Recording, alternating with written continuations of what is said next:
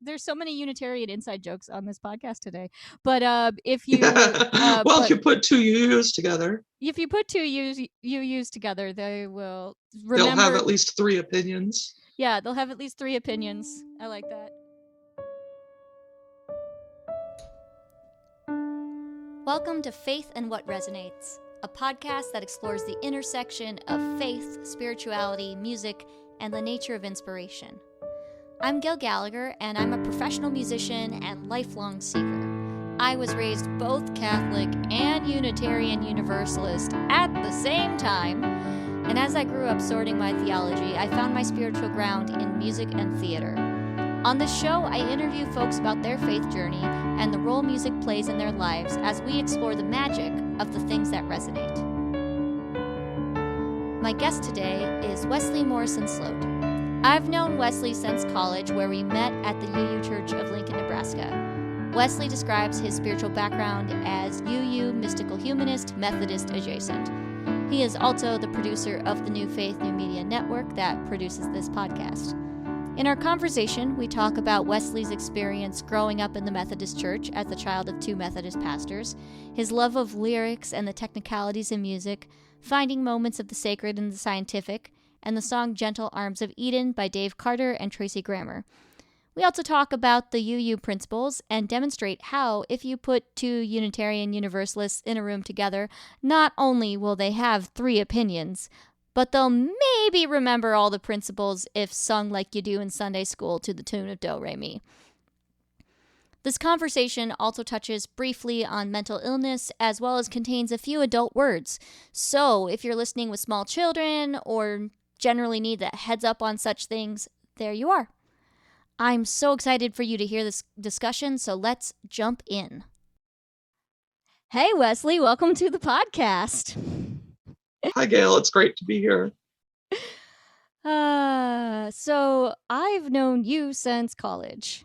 Yes. My freshman year, your sophomore year, right? Yeah, and like Michelle, I think we also met at Nyhart, right? Either Nyhart or through other Wesley. Okay. Yes. But yeah, it's so great that we're like making this network together and that now I get to interview you. It's awesome. So go ahead and tell my audience a little bit about your faith background and what you do in the world. Okay. Well, I grew up United Methodist, very United Methodist. Both of my parents were pastors in that church. And because of working in that church, they use what's called an appointment system instead of a call system. So the cabinet, which is the bishop and the district superintendents in each conference, decide which pastors go where. So we moved, the longest I remember living in any one place was 4 years. And that bred in me sort of similar to military kids, how they start relying on those systems built by the military, because when you have to restart your social life every couple of years, any shortcuts are good. And I got really invested and involved in the church. Then I started undergrad, where I met you at UNL, and I was really involved in Cornerstone, which was a joint campus ministry with the Methodists, Presbyterians, United Church of Christ, and Disciples of Christ. And that ministry closed my junior year, actually while I was studying in Berlin. So I left and everything was good, and I came back and it was gone. And right before I left, I started going to the Unitarian Universalist Church in Lincoln with other Wesley. And I was really getting into it, and I really liked it.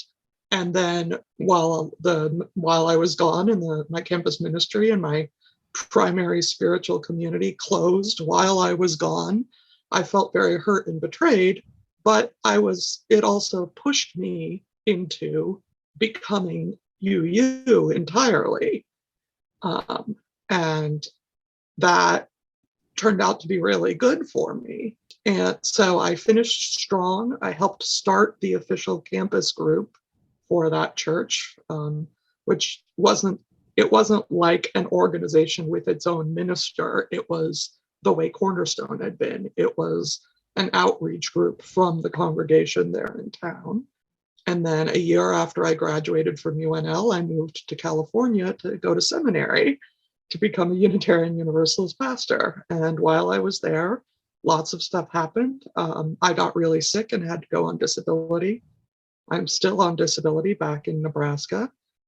But my plan is, after the great pandemic ends, to go to restart seminary and finish the process of becoming a UU minister. Nice. I'd heard some of that story before. I had not heard about the bit about Cornerstone or I also uh I hadn't heard of the Methodist experience being so akin to like the military brat experience before. Oh, except that you're confined to a single conference. So like when I was born, my parents were in the Dakota Conference, which is North and South Dakota. Then right before I started kindergarten, we moved to Nebraska and joined the Nebraska Conference, which we were in until I graduated high school. The Nebraska Conference has now been combined with the Kansas Conference to make the Great Plains Conference, which is where Michelle is. She's in the Great Plains Conference. So it'd be like being an Army brat, but you only get moved between bases in Italy. Got it. So it's not as like as big of a shift, but it is still like within this particular structure, and it's just wherever they assign you. Yes.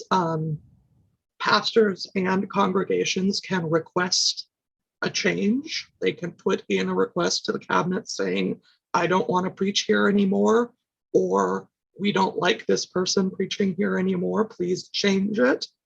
But they don't get to pick where they go, and they don't get to pick who they get. Okay. So that's wild. Yeah. Oh, that's interesting. I'm learning all sorts of new things about Methodists on this show. What are the side effects? So I'm curious what so we'll get into the specific song you wanted to talk about, but what it has been your relationship with music and your faith? That's a big question, but that's what we do here. So Michelle probably talked a lot about Charles Wesley, who wrote like half of the Methodist hymnal.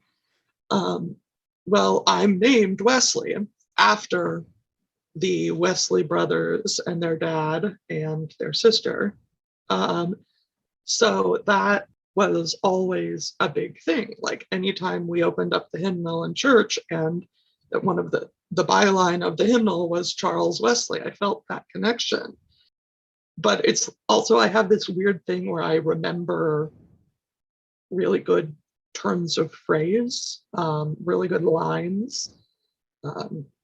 So, I mean, the big obvious one being like, I can remember a line from an episode of a TV show 7 years ago.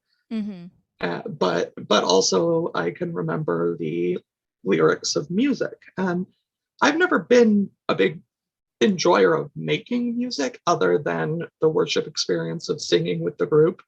I quit choir after 1 year. I briefly played cornet, like the pretentious trumpet. But those were just because as we got old enough that those activities were offered in the public school, our dad made us try them, and said after doing band and choir for a year, if we didn't like it, we didn't have to do it the next year. So my older sister got really into choir and sang in the show choir until graduating high school. My younger sister became an athlete, and I became a drama kid. Nice. None of us decided to play an instrument. As a drama kid, were you also like in musical theater or? I did by the time I got to high school, and I was in the Fremont school system here, and their thing was they had a fall play, which was a drama, not a musical, winter musical, which was a joint venture of the drama department and the choir department, and then a spring play, which was a comedy. And I would have roles in the plays, and I would work tech in the musical. And I loved it, but I love musicals, but I am not singing and performing in them. So I did a lot of the costume work because I knew how to iron a shirt and use a sewing machine. So. Nice. So music was always something that like you experienced, and it was sort of like given to you as a thing to do, but it was there anything you were particularly drawn towards? Well, I love songs and music, but I come at them from the point of a consumer. So I kind of think of myself like as a musical sommelier. I know a lot about wine. I don't have my own vineyards. I don't make my own wine. But you're a sommelier, which means you're like you're fancier than just like I just want a bottle of this, and this is like. Well, yeah, and I do know a fair amount. I do know a fair amount about musical theory. And I love listening to actual musicians get nerdy about musical theory. But like I've talked to you before from the movie Saving Mr. Banks, where I forget the writer's name. It's the story of the woman who wrote the Mary Poppins books and her interaction with Walt Disney and turning it into a movie. But there's a scene where she is in the room with the writers because she demanded ultimate creative authority. And they're talking about the song with A Spoonful of Sugar. And they get into this, and she realizes ultimately that they know what they're doing and that she can trust them when she's listening to them talk about the line makes the medicine go down. And that they get into this conversation about the line makes the medicine go down means one thing. The progression of the chord of it going higher means something else. And then it means a third thing when they combine them together. So I love going at the intersections of lyrics with the melody and the instrumentation. One thing I especially like is when songs don't follow the standard norms. Like I love Britney Spears' Toxic, and I could never really describe why. And then I was reading an article recently about how she and the people that she wrote the songs with looked at all these different musical traditions from around the world, that it would make standard Western audiences just feel a little off. Oh, that's fascinating. So as she was talking about this toxic relationship and how just being in this relationship makes everyone involved feel bad, she picked chord progressions and a time meter and all these other things that are just a little left of center to a Western audience. Interesting. So it sounds like you're more drawn towards like the culture and like the theory behind it and like getting into like the weeds with the why of it. But I'm curious to like what has been your experience as far as like emotionally connecting with music? Is there a particular we have a particular song that we plan to talk about today, which I think would be a good example. So for example, Gentle Arms of Eden. What is it that draws you towards that song? Well, the song is, I just think, really, really well done. But also it fits, the lyrics of it fit so perfectly into my own personal theology. So I describe myself as a mystic humanist, which is purposely self-contradictory. Here I pulled up these definitions before we started. I appreciate that so much. So the definition given by Google from Oxford Languages for humanism is an outlet, look, or system of thought attaching prime importance to human rather than divine or supernatural matters. Humanist beliefs stress the potential value and goodness of human beings, emphasize common human needs, and seek solely rational ways of solving human problems.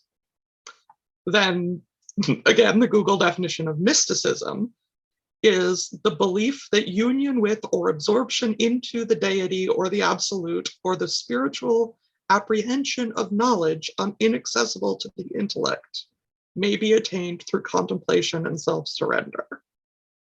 So the humanist side being humans are ultimately what's important. The only sensible way of making a decision is through logic and rationality, and the mystical side of wanting to become one with the divine and having direct interaction with the divine. But so part of that, like the best example I can give of that is like watching a SciShow video about some obscure little aspect of reality, and some scientists somewhere did this incredibly cool experiment or study and came up with something new to know about that aspect. And watching that video, feeling that they did, the people who did the work did it from a scientific, rational way. But by learning about what they learned, I have a divine mystic experience. So this song was written by Dave Carter, the dearly departed Dave Carter, is the story of life on Earth in 4 verses. And it's from a remarkably accurate scientific perspective. So the first verse is the first cell becoming alive from unliving stuff that came before. And then the second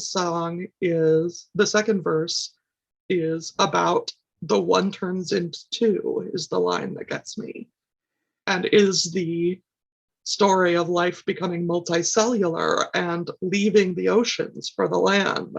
And then the third verse is humans showing up on the scene. And the fourth verse is, okay, we fucked it all up. And now it's our responsibility to fix it. But it's a folk song, therefore the Dave Carter and Tracey Grammer are folk performers.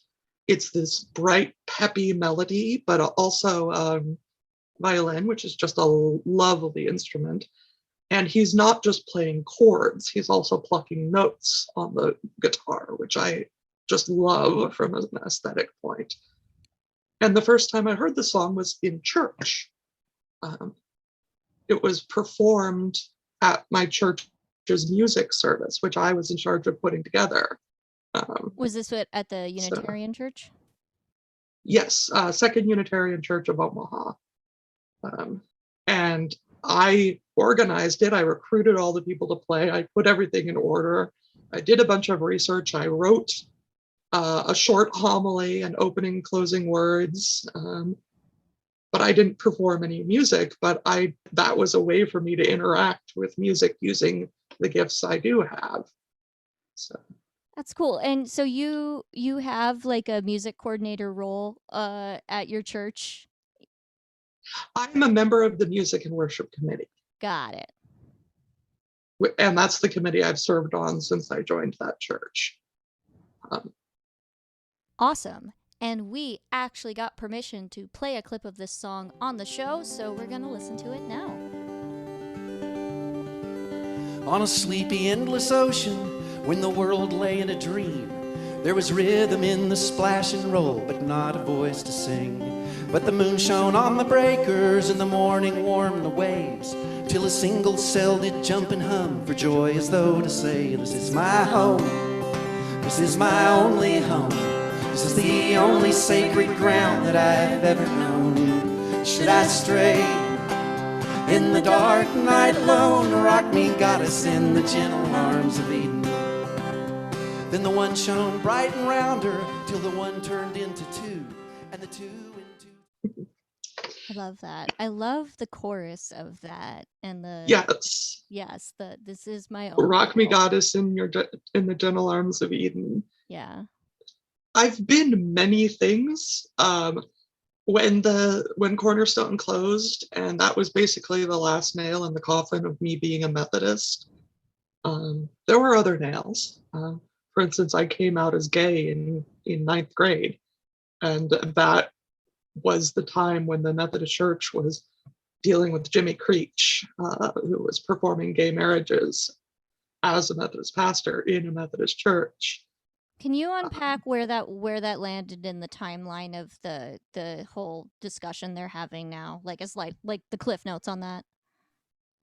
Oh gosh, the cliff notes. The Methodist Church has always had this dichotomy between being the middle of the road neighborhood church that everyone is comfortable with. I mean, like the wonderful show, Marvelous Mrs. Maisel.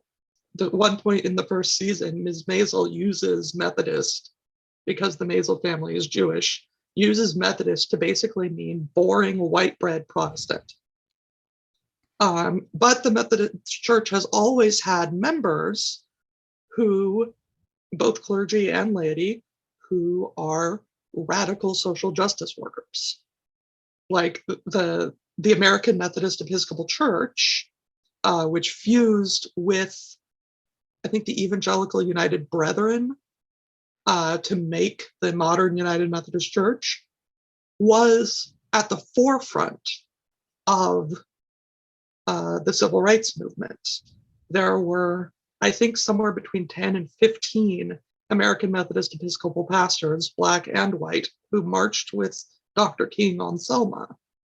There were also Unitarian pastors there. But the thing is that the Methodist Church has this weird, unhealthy habit of kicking down those radical members while they're being radical, and then 30 years later, taking credit for being an organization that worked for positive social change.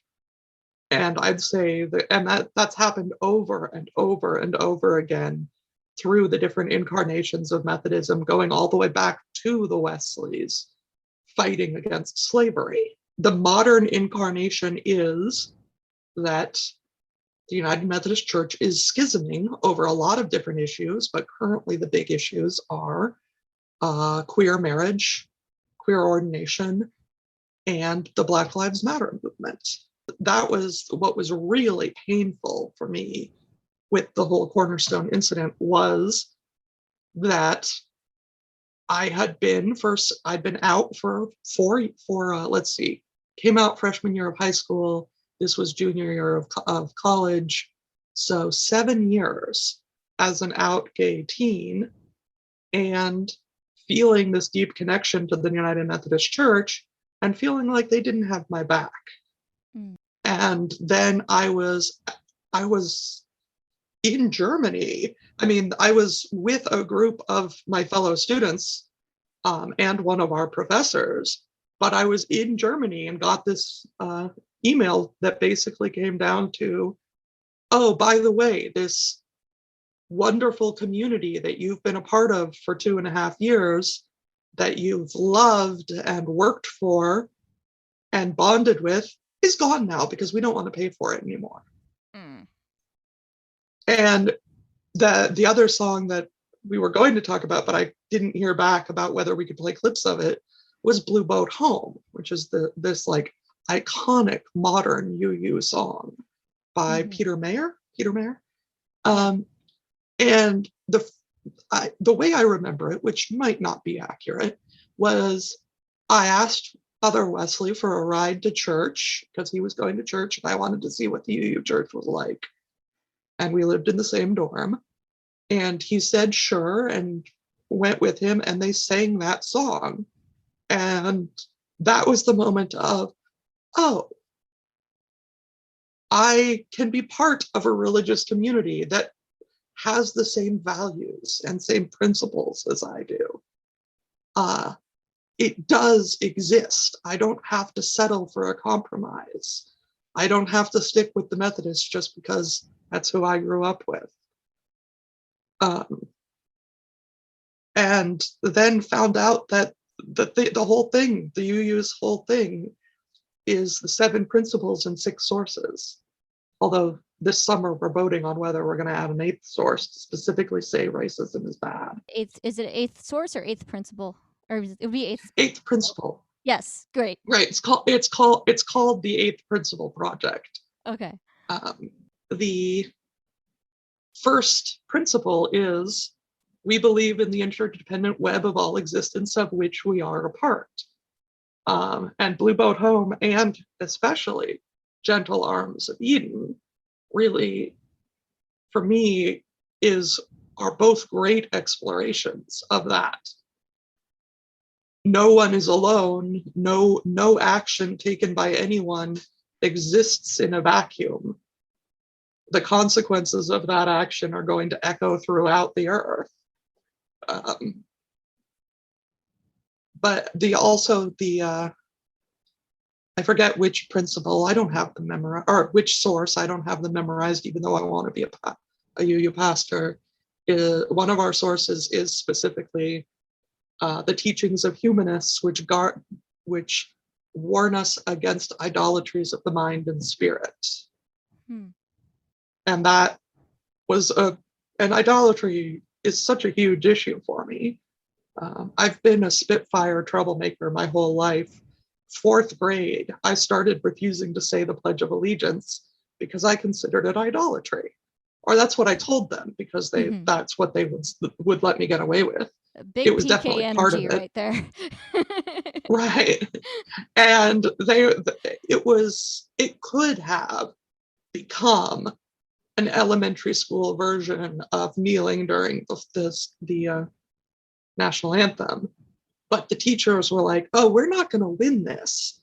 And they had the option of either letting me leave the room during the recitation of the pledge, or just stop saying the pledge, which is what they went with. The UU faith, religion, church, it's different things to different people.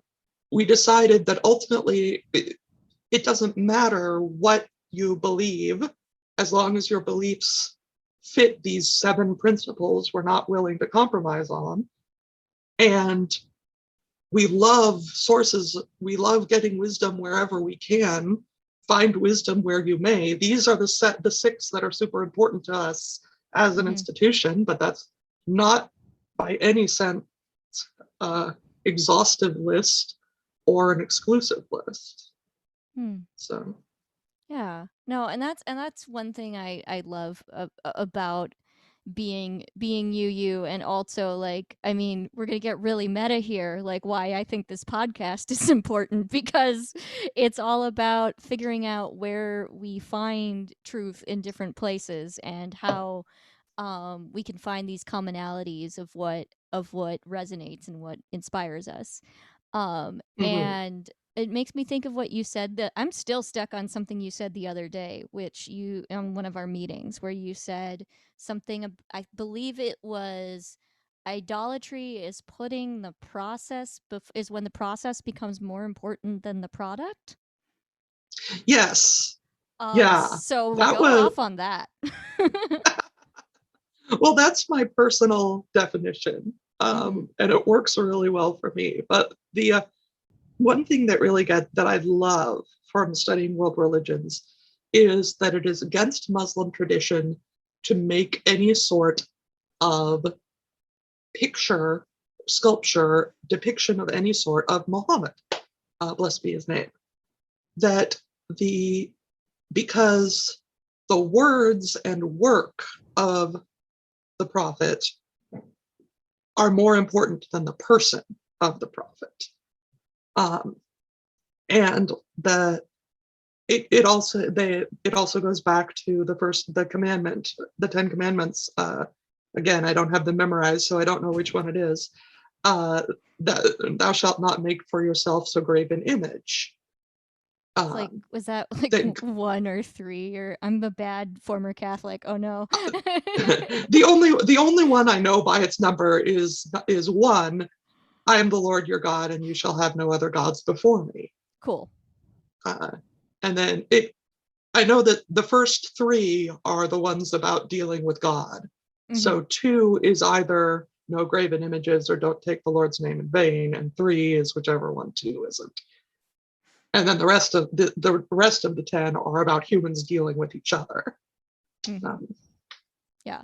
For the record, as a Unitarian, I still have to look up the order of the principles. So, like, I'm just forgetful on all. Yeah, I have the little laminated card of the 7 and the 6 in my wallet, but I don't have my wallet on me. Do you ever use the children's song? The I didn't know there was a children's song. Okay, well, you don't have well, I'm going to sing it anyway. It's probably public domain, but it's the 1. Each person is important. 2. Be kind in all you do. 3. We're free to work together. 4. And search for what is true. 5. All people have a vote. 6. Build a fair and peaceful world. 7. We care for Earth's lifeboat. And that brings us back to and I don't know how we get back to it, but also we need to respect the word, like, just shoving in there on 6 and 7, because that is the most Unitarian nonsense where it's just like, this doesn't scan.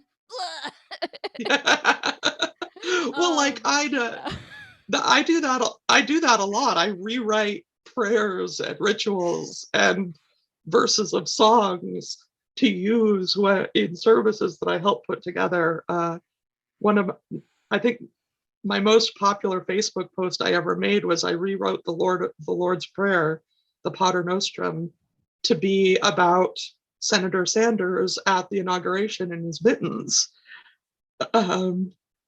And it was would our you like senator. To share some of that? Oh gosh, it was. I just remember the first line was, "Our senator who art in mittens, Bernie be thy name." The only place I can think to look it up is I sent it in an email to my pastor. Let's see if I can. There it is. The Potter Bernie. Our senator who art in mittens, Bernie be thy name. Thy budget pass, thy working class, in U.S. as it is in Scandinavia.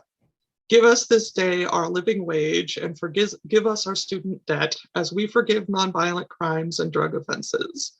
Lead us not into class warfare, but deliver us from plutocracy, for thine is the reform, the solution, and the survival forever. May it be so. And like when we were talking about the potential theme song for Blessed Lunatics, the Reward, which is a the Patreon Reward exclusive podcast. Yes, and you were talking about the melody and the instrumentation, and wanting to base it around "'Tis a Gift to Be Simple" because it's such a plucky, bouncy melody that would go well with the comedy. And I sat down and rewrote the lyrics for "'Tis a Gift to Be Simple." Oh my goodness! So I love the words. Words are what I'm good at. So that's cool. Yeah. Well, and there's something. I mean, it's interesting because as someone who writes both lyrics and music, like, the way the lyrics connect and like inspiration hits in that way it's a little bit like different than how it hits musically, but also it's a very similar flow that happens. And I find in speaking, it's sometimes, like, when you're figuring out the right words for something, it's just like things just come out, and then you're like, whoa, okay, where did you come from? But as far as lyric and parody goes, there is a there's a playfulness with parody that I really enjoy, and like the craft of making sure everything lines up perfectly, and like the game of like, oh, I can take these rules and I can twist them around a little bit. And also that's just a very Unitarian choice, because there's so many Unitarian inside jokes on this podcast today. But if you well, if you put two UUs together, together, they will they'll have remember. at least three opinions. Yeah, they'll have at least three opinions. I like that.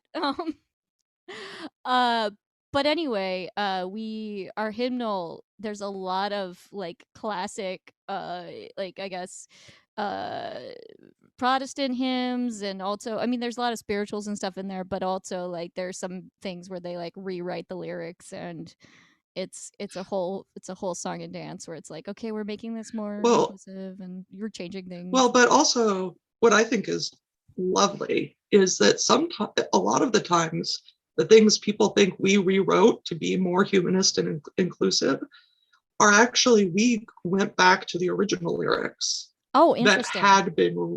that had been rewritten to be more Christian.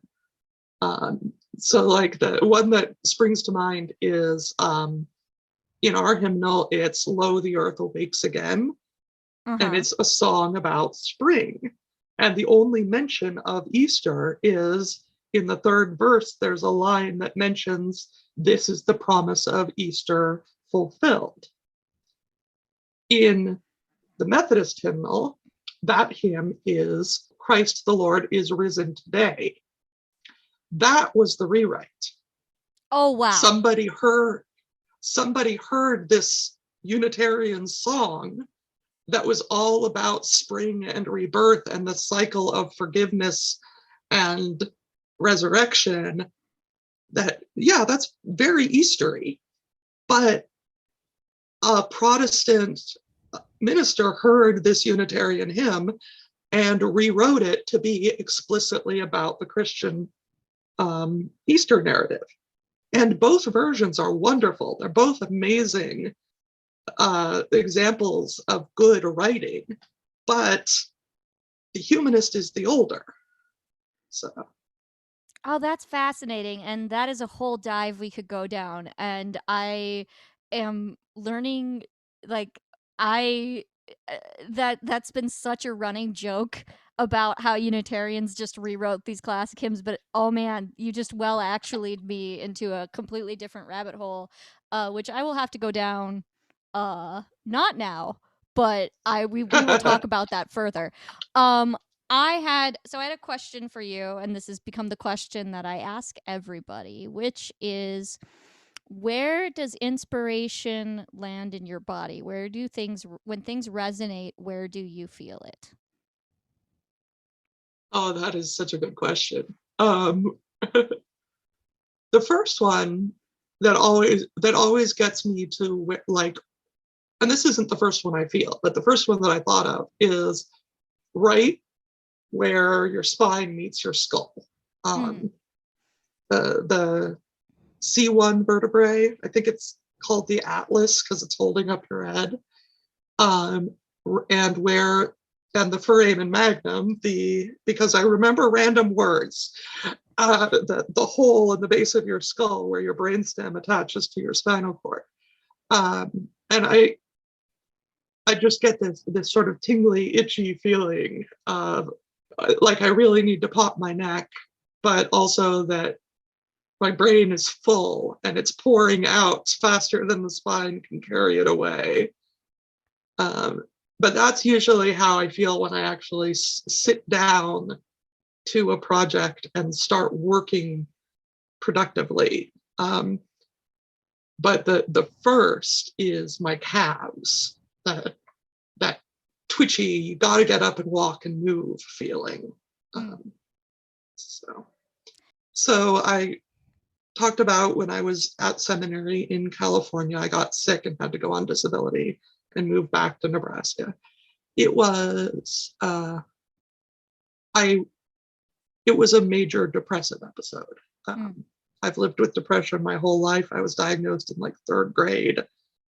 Been on and off medications, but this was the first time I actually felt suicidal, and I was hospitalized. And my depression, when it gets really bad, starts manifesting schizoid symptoms, hallucinations, and really powerful intrusive thoughts and whatnot. So I had to go on an antipsychotic to keep the hallucinations in check. And the big side effect was restless leg syndrome. And this is, I didn't really put this together until I started until you asked the question and I started talking about it. But I didn't get to go off of those antipsychotics for 3 years until the fall of 2019. So, and during that time, I didn't make anything. I didn't write anything good. I mean, I was still going through the motions of writing because I am a writer. But like looking back at documents on my computer that I wrote during that time, they're just insensible, not garbage. And I know I don't feel bad about that. I don't feel like I wasted that chunk of time. It was necessary to survive. But I wonder if some of it was that if my inspiration enters through my calves and feels like an urge to get up and walk, then while I was on these medicines that had the side effect of my legs never being able to be still, never feeling right, if that cut the inspiration off at the source. It's an interesting thought. I mean, it could also, I think it could also be like perception and like this idea that if you associate that feeling with both, I'm being inspired and also this is a bad thing, like if your brain is telling you two different things, it's really Right. hard to like focus and write anything, I would imagine. Right. Yeah, but that's But interesting. and also just I was incredibly depressed. Yeah. I was, yeah. And that joke we made about if two Unitarians are in a room, you're going to have three opinions. That for such severe mental illness, I'm hearing 5 thoughts. Which one is my actual thought, and which 4 are my brain lying to me?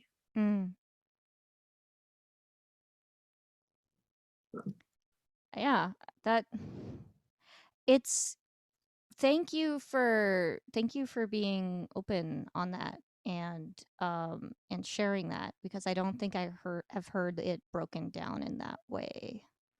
So that's Yeah. really, and I think it's helpful to have these conversations about what that actually looks or feels like. Mm-hmm. But I guess the one thing that we hadn't actually come to that I wanted to, the big thing for me in faith is responsibility. Faith isn't supposed to absolve you of responsibility. That would be idolatry in the sense of process over product. Faith is supposed to guide you to your responsibilities. The product is making you into a person that can have a positive impact on the world. So if your faith is saying, you mentioned growing up Catholic, if your faith is saying to you, all right, you had lustful feelings for another boy, do 500 Hail Marys. The process of doing 500 Hail Marys became more important than the product of learning how to have healthy, fulfilling relationships that make you a better person and in turn help you make the world better. In that instance, Catholicism would be idolatrous. In that instance, yes. And well, in that instance. That, yeah, and that particular, looking at that, yeah, it becomes so much about what, like, you did the bad thing and here are the things that you need to do, like all right, this, pay the toll, go pay the toll. Like, we're not going to talk about like how can you improve that further, what lessons can you learn, like what can you do better, how can you grow as a person, you know, like what is your limiting belief, if you want to go into like the coaching aspect or whatever. No, it's just like, oh, go pay the toll, here you go, all right, Right. do better next time. And that's not at all exclusive to Catholicism. And that is not a description of what all Catholicism is like.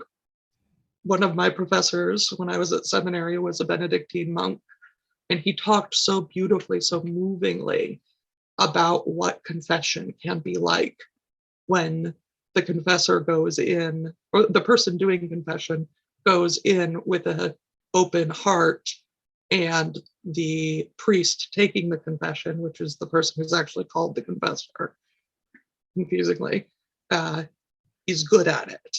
And then in that case, it is like you described. It's what is my harmful belief? What patterns of behavior do I need to change, etc. Yeah. Which also, like, priests aren't supposed to be therapists, but like something adjacent to that would be useful compared to the element of shame. Right. Yeah. Right. But also, I do believe that shame has its place. So. Okay, we're just going into. I just need to know now. Where go with that? What? Like my therapist, whom I love, she's wonderful. One of her big things is that all emotions are messages about how you should react to the world. And like I said earlier, when you are mentally ill, your brain lies a lot. That I think is, I'm going to call that my definition of mental illness, the way that process before product is my definition of idolatry. But so anger and shame is anger turned inward. It's something is wrong with me and I need to change it. And that can be misused, just like anything can be misused, and has been misused a lot by a lot of different faiths. But like, if a racist Klan member realizes that he is ashamed to talk about being a racist Klan member to the girl that he's going on a date with, and feels that shame, and it makes him stop and reevaluate his life, that's a good thing. That's shame doing what it should be doing. And basically a person who cannot feel shame, who never thinks that they've done wrong, is a sociopath, is Trump. Yes. And I mean yeah. So I think that no, shame is useful. I think that the issue is when is learning to know when it's useful feedback and when it's something that is programming that we want to work through and heal. But it's pointing at something that needs to be healed. We're gonna have to have a whole other conversation. I think that's what's gonna happen. It's a good thing we have a podcasting network together. So Wesley, I mean, people can find you in the New Faith New Media community, but where's the best place for people to find you on the internet, and what all are you doing? Well, this was really the New Faith New Media has become my baby. I don't currently have my own show on it. I do editing and support for Pastor and a Priest, the new Walk Into a Movie Theater, the sister podcast to this one. and I'm leading the charge on organizing the network as a whole. Basically, I need to, I do have a Tumblr, but I haven't posted any of my stuff on it. So now you're inspiring me to. I'd have to look up what my Tumblr actually is.